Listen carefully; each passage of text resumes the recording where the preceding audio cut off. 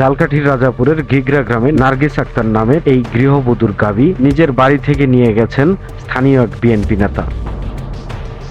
গরু বেল্লাল লই গেছে, লই যাওয়ার পর আমি আমার খবর পাইছি যে আমার গরু নিয়েছে কেডা বেল্লাল। আমি যাওয়ার পর কি গরু আনছো টাকা পাবো 20,000 টাকা দাও 20,000। সেই গাভীর 1 মাস বয়সী বাছুর কোলে নিয়ে ন্যায় বিচারের আশায় ঝালকাঠি আদালতে হাজির হয়েছেন নার্গিস। মা ছাড়া হয়ে দুধ না পেয়ে বাছুরটি দুর্বল হয়ে পড়েছে। বোতলের দুধ ও ভাতের মার খাইয়ে তাকে বাঁচিয়ে রাখার চেষ্টা চলছে। টাকা চাও নিতে আমার গালিগালাজ করছে, খুব মন্দ গালিগালাজ করছে। তারপর গালি দিও না, গরু আনছো গরু ছাড়িয়ে দাও। সে গরু ছাড় না, টাকা না দাও কিন্তু।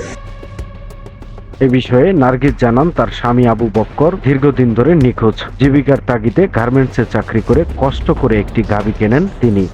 গাভীটির 1 মাস বয়সী একটি বাছুর রয়েছে। হঠাৎ গত বুধবার সকালে স্থানীয় শুক্তাগড় ইউনিয়নের 1 নং ওয়ার্ড বিএনপির সাধারণ সম্পাদক মোহাম্মদ বেলাল খান 20,000 টাকা ঋণ পাবে বলে জোর করে গাভীটি নিয়ে যান। তারপর কালাম চেয়ারম্যান গেছি, ফোন দিছি। তারপর হে বলছে গরু দিয়ে দাও। এই টাকা দিয়ে গরু নিতে কইছে। টাকা আমি দিতে পারিনি, রাত 10টা পর্যন্ত বসেছিলাম। টাকা চায় তারা, টাকা আমি না দেওয়ার কারণে আমার গরু ফেরা দিলে। অপরদিকে এ বিষয়ে বিএনপি নেতা মোহাম্মদ বেলাল খান বলেন, 9 বছর আগে একটি বাড়ি একটি খামার প্রকল্পের মাধ্যমে আবু বক্করকে 20,000 টাকা দিয়েছিলেন তিনি। সুদে আসলে তা এখন 30,000 টাকায় দাঁড়িয়েছে। টাকা না পেয়ে তিনি গরুটি নিয়ে যান বলে দাবি করছেন।